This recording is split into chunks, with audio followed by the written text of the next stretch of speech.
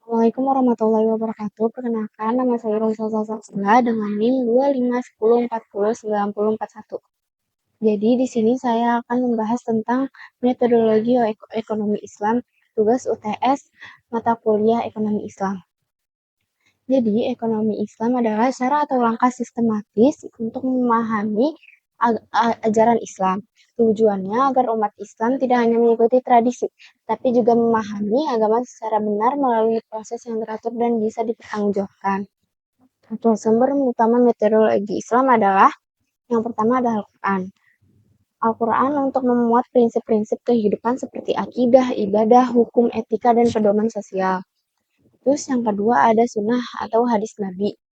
Hadis untuk penjelas dari ayat-ayat Al-Quran. Tanpa hadis, banyak ayat yang sulit dipraktikkan. Karena itu, memahami sunnah merupakan bagian penting dalam metodologi Islam. Selanjutnya adalah cara memahami ajaran Islam. Dalam metodologi Islam, ulama mengembangkan beberapa metode. Yang pertama, tafsir. Tafsir adalah untuk menjelaskan makna ayat dengan memperhatikan bahasa Arab dan penafsiran pada ulama. Yang kedua ada usul fikih. Usul fikih itu digunakan untuk menggali hukum-hukum dalil syariat. Di dalamnya tuh ada kias. Kias itu analogi hukum. Terus ada ijma, itu kesepakatan ulama. Terus ada maslahah, kemaslahatan umum.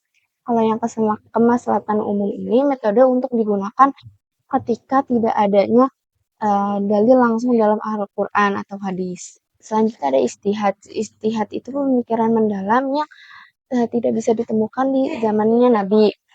Ijtihad itu untuk memastikan kalau itu tuh relevan dari zaman ke zaman. Terus yang ketiga itu ada prinsip metodologi. Yang pertama itu ada tauhid, yang pasti tauhid. Yang kedua ada keseimbangan. Keseimbangan ini metodologi Islam yang menyeimbangkan antara akal dan wahyu, antara kebutuhan duniawi dan ukhrawi. Selanjutnya ada moderasi. Islam tidak ekstrem ke kanan atau ke kiri. Metodologi Islam mendorong umat mengambil posisi tengah yang bijak dan adil.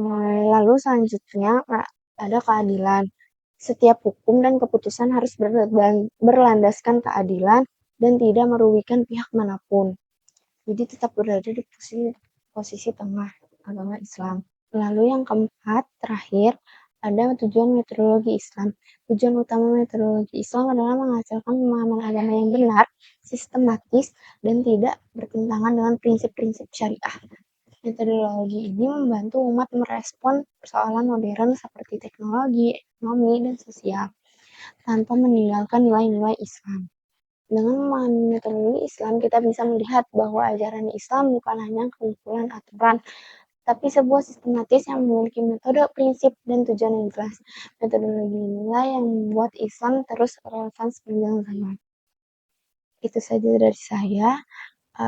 Mohon maaf bila ada salah kata. Wassalamualaikum warahmatullahi wabarakatuh.